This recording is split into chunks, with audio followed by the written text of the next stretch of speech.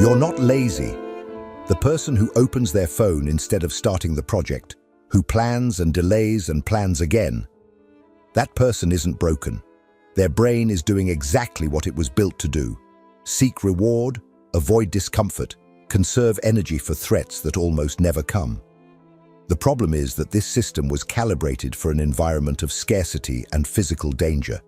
It's now running inside a world engineered to exploit it at every angle. Infinite scroll, on-demand entertainment, stimulation without cost. Your brain isn't sabotaging you. It's doing its job flawlessly, in the wrong century, which means willpower was never the answer. You cannot out-discipline a system that runs below the level of conscious decision. Every person who has tried to force themselves into productivity through sheer determination has discovered this. Motivation collapses, comfort wins, the cycle resets. Not because they failed, because they were fighting the wrong battle. Mihaly Csikszentmihalyi, the Hungarian-American psychologist who spent decades studying the specific conditions under which humans experience their deepest engagement and genuine satisfaction, would locate the problem somewhere most people never look. Not in motivation, not in discipline, not in habit. He would point to a single missing variable: the experience of flow. Flow is the state in which a person is so completely absorbed in what they're doing that time distorts, self-consciousness disappears, and effort stops feeling like effort. Mihaly documented it in surgeons and chess players, rock climbers and factory workers. And in each case, the person wasn't grinding through discomfort. They were experiencing something neurologically more rewarding than anything the comfort zone could offer. Here's what that means in practice. The goal was never to tolerate progress until it feels worth it. The goal is to build the conditions in which the brain treats progress as the reward, the same way it currently treats comfort. Mihaly spent his career mapping exactly those conditions. Comfort is not the opposite of suffering. A person in their comfort zone is not at peace. They are in a state of low-grade inner disorder, restlessness, mild dissatisfaction, the creeping sense that something important isn't happening. The comfort doesn't resolve that feeling. It suppresses it, just long enough to prevent anything from changing. The opposite of that state is not discipline. It is flow. And unlike discipline, flow can be engineered.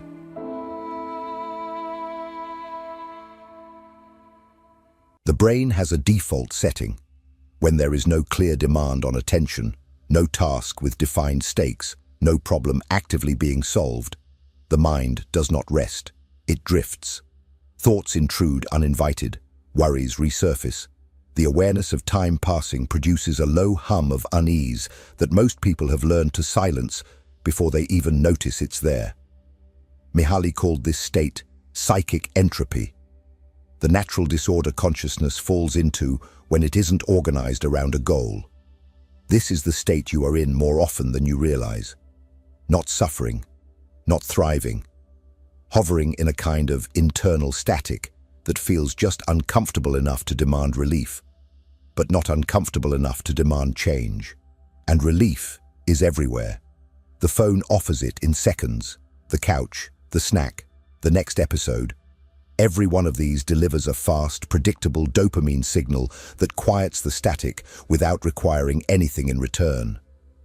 The brain learns this quickly, not through conscious decision, but through repetition. When disorder appears, reach for the thing that makes it stop. The association calcifies, the loop closes. And what gets locked out, gradually and without drama, is anything that requires sustained effort before it delivers its reward. Which is to say, almost everything worth doing. This is not a character flaw. It is a mismatch. The dopamine system evolved to prioritize immediate, certain rewards over delayed, uncertain ones, because in the environment where it developed, that was the correct calculation. The berry in front of you was real. The harvest 3 months away was not guaranteed. The brain that waited got out-competed by the brain that acted now. That same architecture is intact today, running the same calculations in an environment where the berry is a notification and the harvest is the creative work, the business, the relationship, the life you keep intending to build. Here is where it becomes actionable. Psychic entropy has a specific signature, and once you can recognize it, you can stop letting it make decisions for you. It arrives as a sudden drop in engagement, the moment a task stops feeling clear and starts feeling vague, when you're no longer sure what the next concrete step is, when the sense of forward movement stalls. That precise moment, not 5 minutes later, not after you've already picked up your phone, is the intervention point. The pull toward comfort is not strongest when you're tired or weak. It's strongest when the task loses its structure. Boredom and confusion are not emotional states to push through. They are information. The brain is signaling that the current conditions cannot sustain attention, and it is about to go looking for something that can. Most people respond to that signal by escaping. The alternative is to treat it as a design problem. Something about the task needs to change. The goal needs to become clearer. The next step needs to become smaller. The feedback needs to become more immediate. When those elements are present, the brain has what it needs to stay. When they're absent, no amount of motivation fills the gap. The person who seems to have infinite drive isn't fighting psychic entropy harder than you are. They've structured their work so that entropy rarely gets a foothold.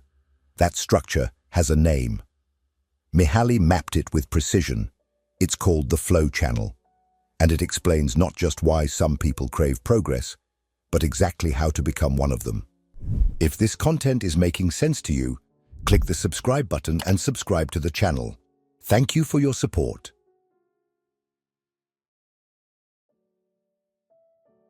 Most people think of motivation as something you either have or you don't, a personality trait, a function of willpower, or at best something that arrives unpredictably and leaves without explanation. That framing makes the problem feel unsolvable. Either you're the kind of person who gets things done, or you're the kind of person who doesn't, and the distance between those two feels like character rather than conditions. Mihaly's research dismantled that assumption entirely. What he found, across thousands of interviews and years of data collected through his experience sampling method, paging participants at random intervals throughout their days and asking them to report exactly what they were doing and how they felt, was that deep engagement wasn't random. It wasn't a personality trait. It was a state that appeared consistently when two specific variables were in a precise relationship with each other: challenge and skill. The model is simple enough to draw on a napkin, but what it implies takes longer to absorb. When the challenge of a task significantly exceeds your current skill level, the result is anxiety. The task feels threatening, the brain reads it as danger, and attention fractures rather than focuses. When skill significantly exceeds the challenge, the result is boredom. The task offers nothing to solve, psychic entropy floods back in, and the mind goes looking for stimulation elsewhere. But when challenge and skill are roughly matched, when what the task demands is just at or slightly beyond what you can currently do, something different happens. The brain locks in, attention narrows, the self recedes, time moves differently. That narrow band between boredom and anxiety is what Mihaly called the flow channel. What makes this more than an interesting diagram is what flow actually feels like from the inside, and what it does to the reward system. In flow, Mihaly describes the state as one in which a person's body or mind is stretched to its limits in a voluntary effort to accomplish something difficult and worthwhile. The key word is voluntary. Flow is not the discomfort of being pushed beyond capacity. It is the precise sensation of operating at the edge of it, which the brain, when that edge is correctly calibrated, does not register as effort at all. It registers as aliveness. That is not a metaphor. People in flow consistently report that the experience is intrinsically rewarding, not because of what they produce, but because of what it feels like to be inside it. Surgeons Mihaly interviewed described losing track of time mid-operation. Rock climbers described their minds going completely quiet on the wall. Factory workers described a kind of momentum that made the hours disappear. None of them were thinking about reward. They were too absorbed to think about anything external at all. This is the mechanism the comfort zone cannot compete with, once a person has actually experienced it. Passive pleasure, scrolling, watching, consuming, delivers stimulation without demanding anything. Flow delivers something categorically different, the sensation of the self functioning at its actual capacity. And after enough exposure to that sensation, comfort doesn't feel like relief anymore. It starts to feel like deprivation. Here is the practical entry point. For any activity you want to transform, a project at work, a creative practice, a skill you're developing, ask yourself 2 questions right now. First, is this task currently asking something of me that I'm not fully sure I can deliver? Second, do I know specifically what I'm trying to accomplish in the next 30 minutes? If the answer to the first is no, the task is too easy and needs to be complicated. If the answer to the second is no, the task lacks the structure flow requires. Both conditions need to be true simultaneously. When they are, you are standing at the entrance to the channel. The next section explains what it takes to stay inside it.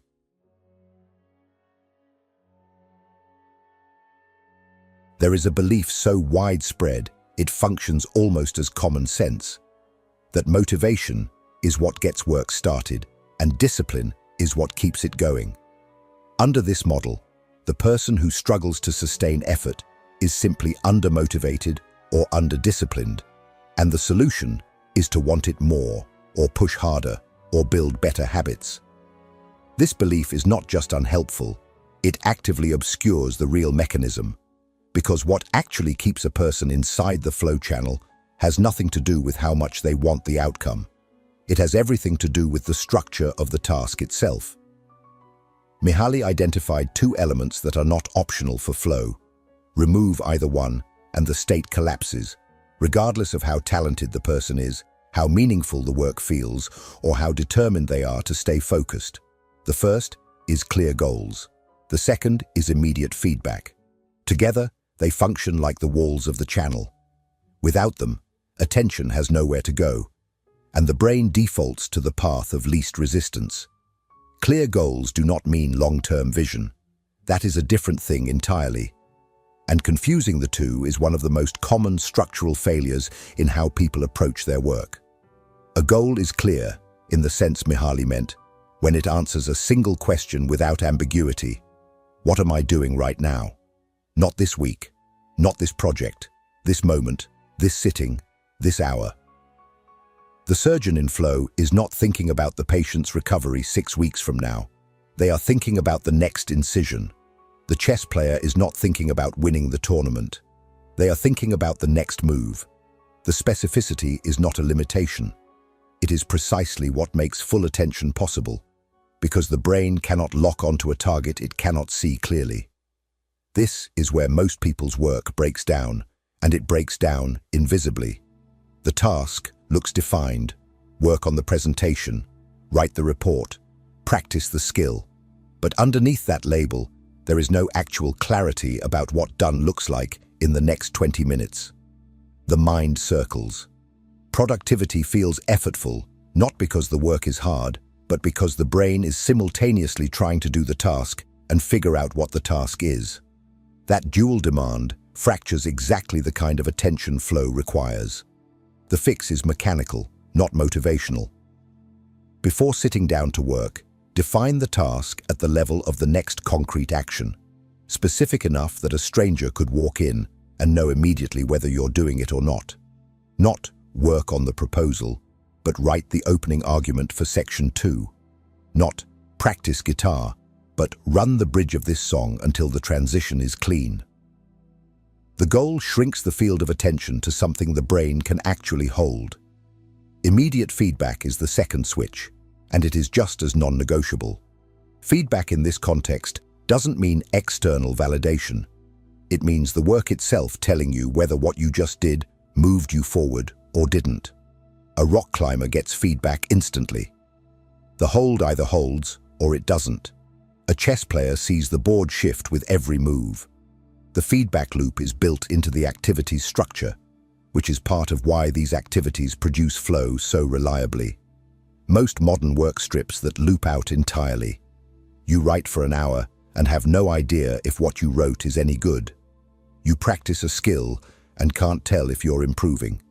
You work on a problem and the results won't be visible for days. When feedback is that delayed, the brain cannot maintain the calibration flow requires. It loses the thread of whether it's succeeding, and without that thread, engagement unravels. The solution is to build a proxy.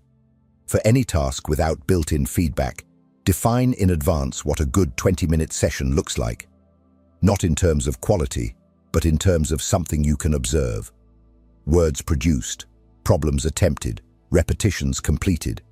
The specific metric matters less than the fact that it exists and that you can see it move. That movement is what keeps the brain inside the channel. Without it, even well-structured goals eventually run dry. With it, the two switches are on, and the next obstacle is the one that dismantles flow before it ever gets a chance to take hold. If what you're hearing resonates with you, you'll find real value in my ebooks. Beyond the Shadow breaks down Jung's core ideas, while Dialogues with the Unconscious gives you a 30-day path to apply them in your life. Both are linked in the pinned comment.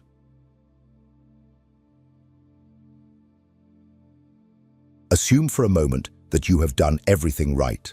The goal is clear. The feedback loop is built. The challenge is calibrated precisely at the edge of your current ability. You sit down to work, and within 4 minutes, you pick up your phone. Not because you decided to, not because you were bored, but because something in the environment moved and your attention followed it before you had a chance to choose otherwise. This is not a willpower failure. It is a capacity problem. Mihaly calculated that human consciousness can process roughly 110 bits of information per second. That sounds like a large number until you learn that simply listening to another person speak, parsing their words, tracking their meaning, following the thread of what they're saying, consumes about 60 bits. The remainder, the margin available for everything else, is narrow. Focused attention of the kind flow requires isn't just one cognitive resource among many. It is essentially the whole budget. And the modern environment is not neutral about how that budget gets spent. Every notification is a bid for those bits. Every open tab, every ambient conversation, every screen in peripheral vision. Each one is pulling on the same limited resource that flow depends on to sustain itself. The person who cannot maintain focus in a distraction-saturated environment is not weak. They are operating exactly as the human attention system was designed to operate, scanning for change, responding to novelty, redirecting toward anything that signals potential relevance. That design kept humans alive for hundreds of thousands of years. In an office with 17 browser tabs open, it makes deep work nearly impossible. What makes this particularly damaging is the recovery cost. Research on attention consistently shows that after a significant interruption, not a brief glance, but a genuine redirect of cognitive engagement, returning to the previous depth of focus takes substantially longer than the interruption itself. A 2-minute distraction does not cost 2 minutes. It costs the time to rebuild the mental scaffolding the task required, which can run closer to 15 or 20. For flow specifically, this matters enormously. The state doesn't switch on instantly. It builds gradually as attention narrows and the task begins to absorb more of the available processing bandwidth. An interruption early in that build doesn't pause flow. It resets it entirely. This is why distraction is a structural failure, not a discipline problem. The question is never whether you are strong enough to resist interruption. The question is whether the environment makes interruption the default. And for most people, in most modern work contexts, it does. The phone is within reach, the notifications are live, the workspace is shared. Under those conditions, Flow cannot establish itself reliably enough to become self-sustaining, which means the brain never accumulates enough experience of the state to begin craving it. The reward never lands. The loop never closes. The structural fix precedes the work itself. Before the session begins, not during it, not after the distraction has already arrived. The environment needs to be configured so that the path of least resistance leads toward the task rather than away from it. Phone in another room, not face down on the desk. Notifications off at the system level, not silenced one by one. A single document open, not a browser with 20 tabs loaded and waiting. These are not productivity hacks. They are the minimum conditions under which the attention system can do what flow requires of it. Mihaly observed that people who experience flow most frequently have typically developed what he called an ability to screen out stimulation, not through willpower, but through the deliberate structuring of their environment and their time. They protect the first 20 minutes of focused work the way a surgeon protects the sterile field, not because those 20 minutes are where the best work happens, but because they are where the state that makes the best work possible gets built. Interrupt that window consistently, and flow remains a thing that happens occasionally, by accident, in rare, ideal conditions. Protect it deliberately, and it becomes something else, something the brain begins to expect, and eventually, to demand.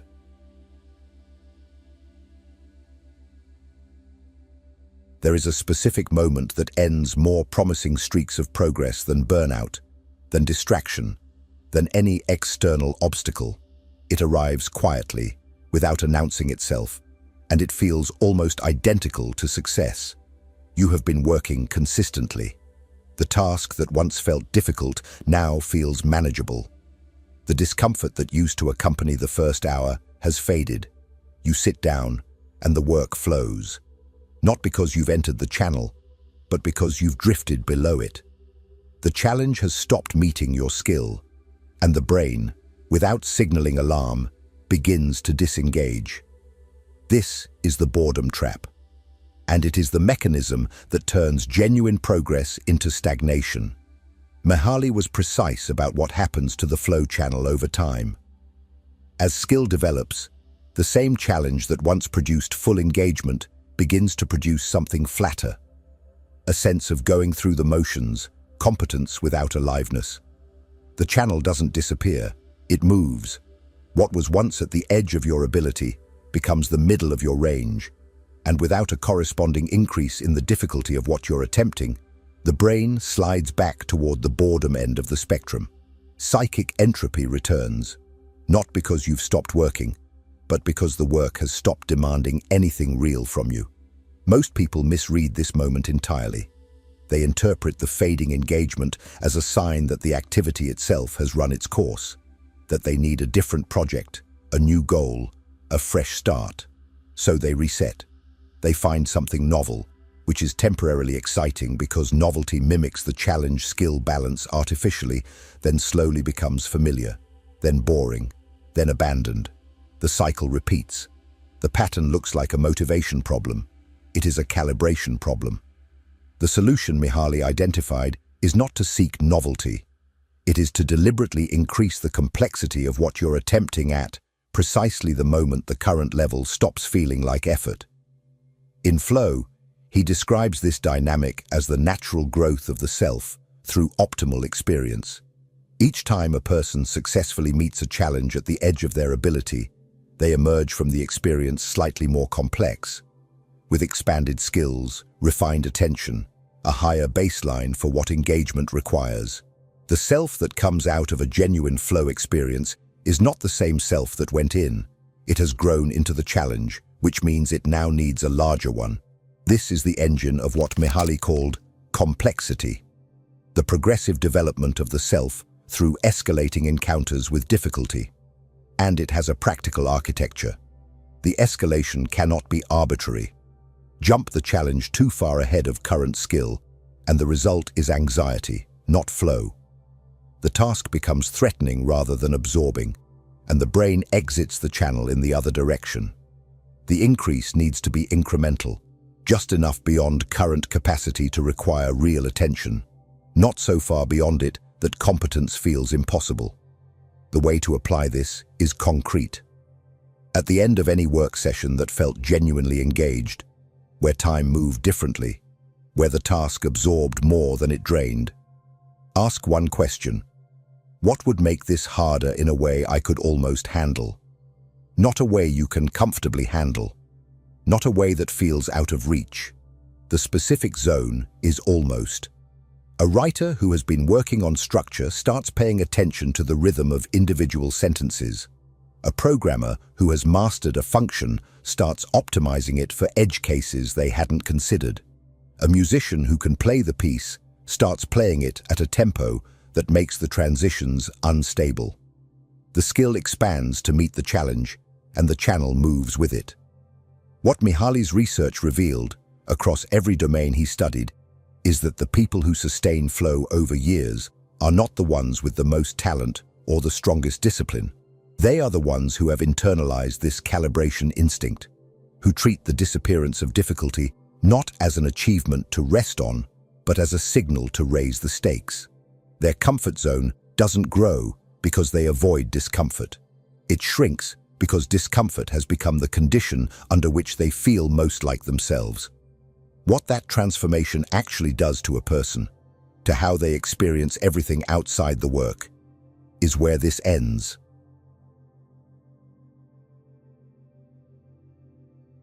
There is a point, after enough time inside the flow channel, where something shifts that nobody warns you about. It does not announce itself as a transformation. It arrives as a quiet change in perception. A Sunday afternoon that used to feel like rest now feels like restlessness. An evening of passive entertainment that used to feel like reward now feels vaguely like waste. Nothing has gone wrong. Something has gone right. The brain has been recalibrated, and it is no longer satisfied by what used to be enough. This is the endpoint Mihaly was pointing toward all along. Not productivity, not achievement, but a fundamental reorganization of what the self finds rewarding. What his decades of research revealed is that flow does not merely improve the quality of specific experiences. It changes the baseline against which all experience gets measured. A person who has spent enough time operating at the edge of their capacity begins to carry a different internal standard, one that passive pleasure cannot meet, not because passive pleasure has gotten worse, but because the person has gotten larger. The comfort zone does not disappear. It simply stops feeling like comfort.